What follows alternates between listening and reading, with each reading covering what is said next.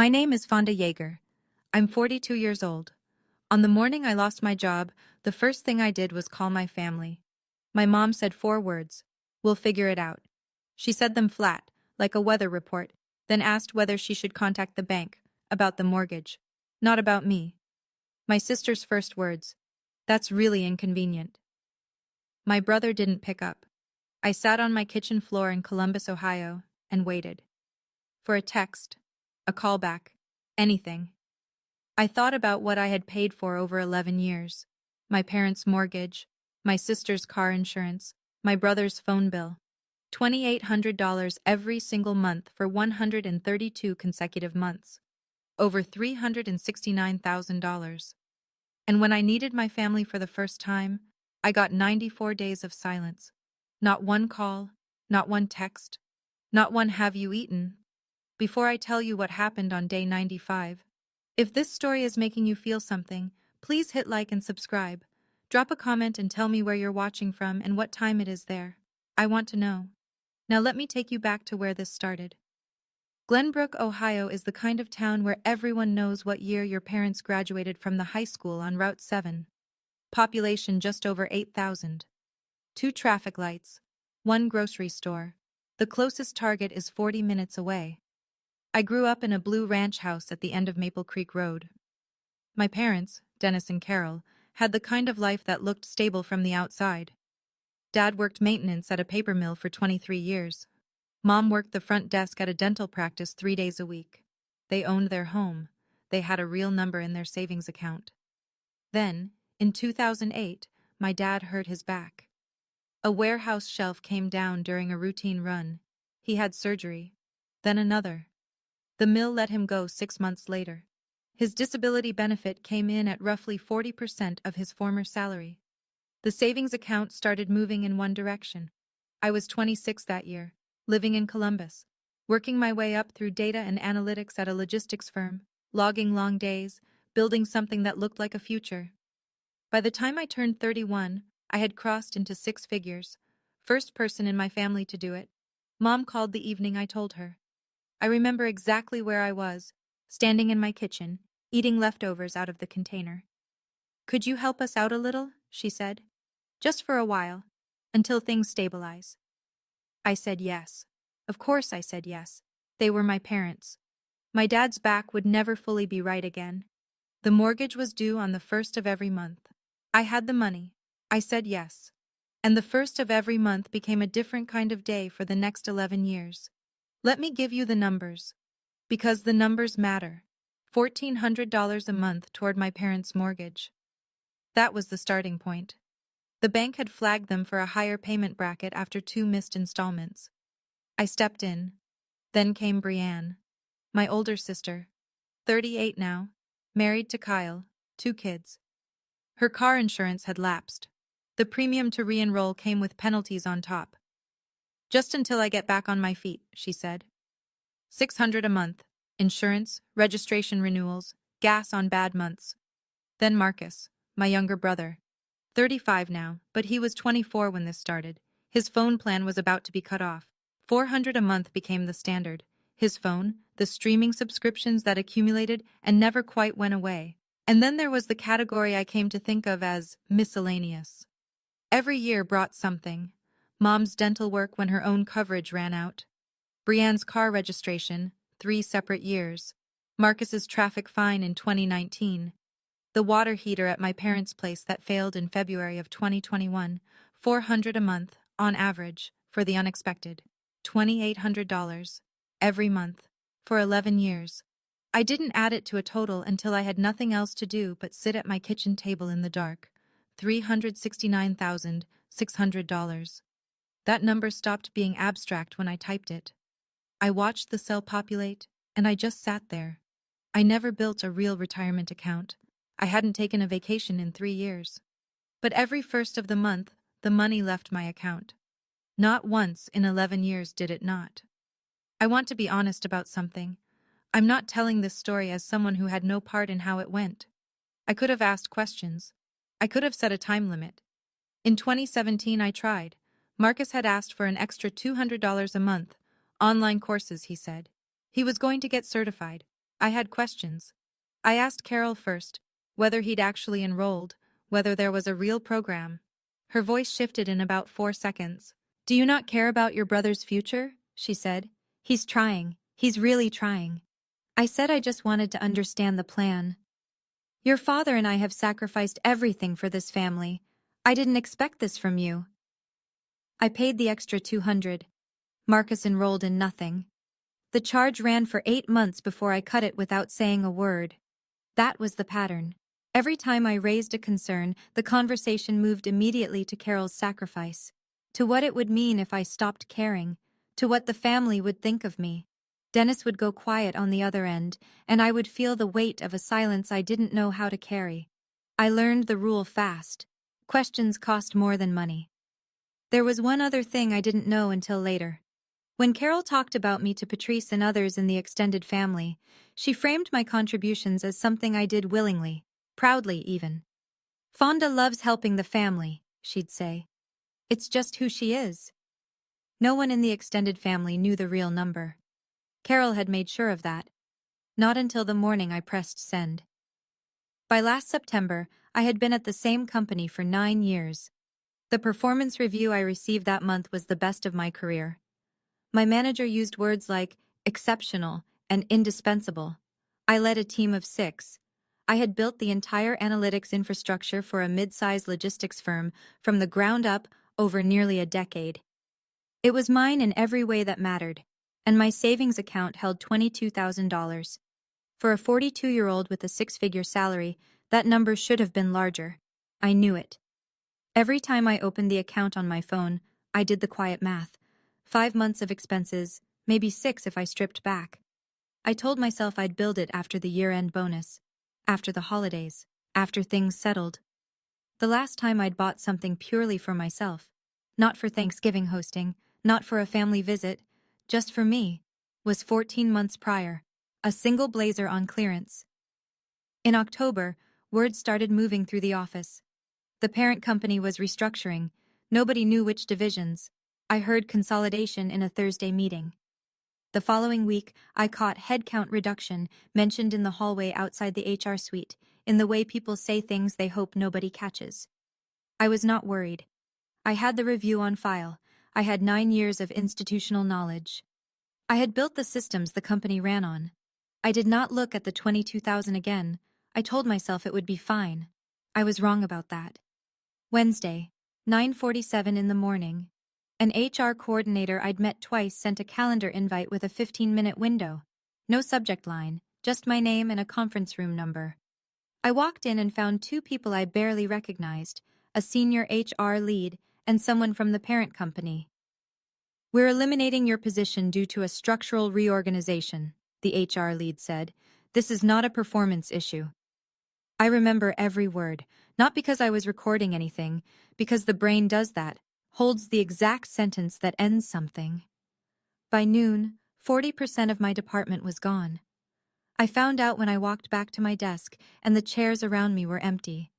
People I had worked beside for years, just gone. My severance package covered 3 months. Standard. Adequate on paper. Except that $2,800 was set to leave my account automatically on the 1st of next month, the way it had every month for 11 years. That detail wasn't on any of the company's paperwork. I didn't go back inside after I cleared my things. I took my laptop bag, my coffee mug, and the small framed photo from the corner of my desk. I walked out into the October air and kept walking for 40 minutes. I stood on a bridge over the Scioto River and did the math without wanting to. 3 months severance, 22,000 in savings, 2,800 going out on the 1st. At the current burn rate, I had maybe 5 months before things became critical. I pulled out my phone, and I called my mother first. Mom answered on the second ring. I told her everything, plainly. The restructuring, the position eliminated, the 3-month severance. I explained that I needed to pause the mortgage contribution while I got back on my feet. She was quiet for 2 seconds. "We'll figure it out," she said. Flat, even, like a statement of fact. Then, before I'd taken a breath, she asked whether she should call the bank. Not to explore options for them, to ask what would happen if a payment came in late. About the mortgage, not about me. I said I'd be in touch. I hung up. Brienne picked up on the first ring. Same information, same phrasing. I told her I'd need to pause the car insurance contribution for a while. Oh, she said. That's really inconvenient. Kyle and I were counting on being covered through winter. Not "are you okay?" Not "I'm so sorry." Not even a pause where concern might have lived for a moment. I'll keep you posted, I said. Then Marcus. The phone rang 4 times, then his voicemail. I left a message. Calm, short. I explained what had happened and said I'd need to pause his phone and subscription payments. I said I'd be in touch. He never called back. I sat down on the curb 2 blocks from my building. The concrete was cold through my pants. I was not crying. I was thinking about those 3 calls and the fact that in all of them, not one person had asked if I was okay. Not one. I got home and sat at my kitchen table. I drafted a text to all 3 of them. Kept it short. I'll let you know when I have more clarity. I need a few weeks. Sent. Then I watched the screen. 48 hours passed. No response from any of them. Not a call, not a reply, not a "take care of yourself" from anyone who had just learned that the person covering a combined $2,800 a month was now unemployed. On day 3, I opened my banking app. The automatic transfer was scheduled for the 1st of next month. 6 days out. I went into the transfer settings. I turned it off. I didn't announce it. I didn't explain. I just turned it off. For 11 years, the 1st of the month had meant one thing: the money leaves. On this first day, nothing left. It was the quietest morning I could remember. I thought surely the absence of $2,800 would produce at least a question. Day 7, day 10, day 14, nothing. I started going for long walks in the mornings. I updated my resume. I made coffee at home instead of the place on the corner. I watched my savings change by small amounts and did the math every few days. I told myself someone would call soon. A week was nothing. People got busy. Day 20, day 25, day 30. The phone stayed quiet, and I began to understand something I hadn't let myself understand before. That the silence wasn't new. The silence had always been there. I had just been too loud with payments to hear it. The job search started the day after I cleared out my desk. I updated my resume that same night. I reached out to former colleagues. I built a tracking spreadsheet. Target companies, application dates, status columns, follow-up windows. The way I tracked everything. Because data was the one thing I knew how to trust when everything else went sideways. In 30 days, I submitted 42 applications, 2 phone screens, one that went nowhere after the first conversation, one where the recruiter stopped responding after the second email. I ate at home every night. I canceled the 2 streaming subscriptions I was still paying for myself. I started waking at 3 in the morning to run calculations I had already run twice before falling asleep. Meanwhile, no one from my family called. I knew Brienne was fine, technically. She posted an Instagram story on day 22. A restaurant table, candles, Kyle's hand in the frame. A caption that said, "Date night." I watched it twice. I didn't tap the heart. I put my phone down. I picked it up again, because I was aware of what I was doing, cataloging evidence that the people I loved didn't care about me, and I didn't want to become that version of myself. But the evidence wasn't something I had manufactured. It was just there. Thanksgiving was 6 weeks out. I had hosted every year for the past 11. Last year, 14 people, $840 in food and wine and decorations. I had coordinated the whole thing from Columbus, down to who was bringing which side dish. Not one of those 14 people had called in 30 days. I kept counting. On day 35, Sasha texted. We had been at the same company for 4 years before her own layoff the previous spring. We weren't close in the way that required constant contact, more like the kind of friends who knew the real version of each other without needing to schedule it. Her message was 3 words. How are you? We met at a coffee place near her apartment on a Tuesday morning. She was already at a corner table when I walked in. She looked at me the way someone looks when they can tell you've been carrying something alone for too long. I told her everything, not a version of it, all of it. The payments, the years, the specific numbers, the 3 phone calls on the day I lost my job, 35 days without a single word from anyone. She set her cup down. They haven't called once, she said. Not once. She didn't try to explain it away. She sat with it. That was the right thing to do. What I didn't know at the time, what I found out weeks later when my dad finally told me, was that on day 47, he had picked up his phone. He had scrolled to my name. He was sitting alone in the Glenbrook kitchen and he wanted to call. Carol came in and saw what he was doing. "Leave her alone," she said. "She's dealing with it." He put the phone down. He told me later that he thought about that moment every single day after. I believed him. But on day 47, I didn't know any of that. I only knew that no one was calling, and I was running out of ways to explain it charitably. By day 61, my savings held $8,200. I ran the number 3 times to make sure, under 2 months of real expenses. The severance had covered the first stretch, but 61 days of bills, groceries, and a search producing more rejections than callbacks had taken the account from 22,000 to this. I had a third-round interview for an analytics manager position at a logistics firm based in Nashville. Fully remote. It had gone well. I was waiting on the offer. On day 70, I opened Excel, not for the job search, for something else. I'm not sure what made me do it that particular evening. I think I was tired of running the math in my head without ever seeing it written down clearly. I started typing. Dates, dollar amounts, names in the recipient column. I got through 2013, the first full year of payments.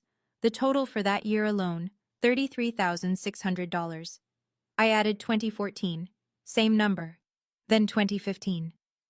By the time I reached 2018, I had stopped breathing normally. Not from anger. From the sheer verticality of it.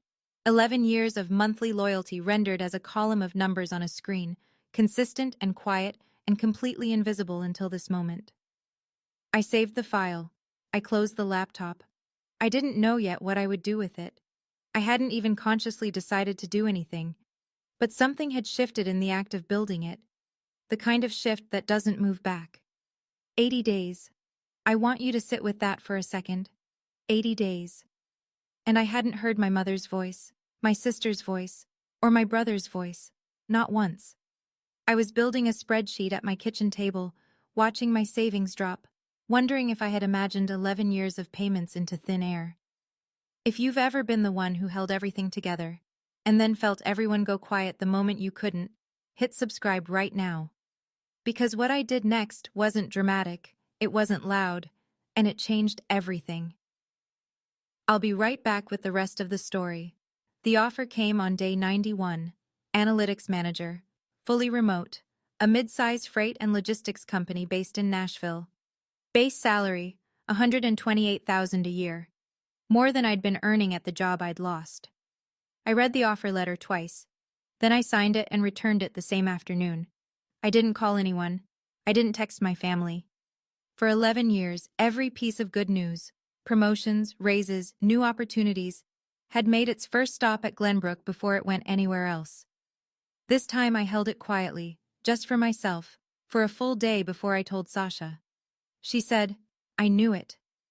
On day 94, I was at my kitchen table before sunrise. The window showed just a gray edge where the light would eventually come from. I picked up my phone. My mother's name sat at the top of my contacts, same place it had been for 20 years. I didn't call. For 94 days I had waited for that number to show up on my screen. Not to talk about money, just to hear someone ask how I was, whether I was sleeping, whether I'd eaten something decent. It never happened. I put the phone face down on the table. I opened the laptop. The Excel file was still there, exactly where I'd left it 3 weeks earlier.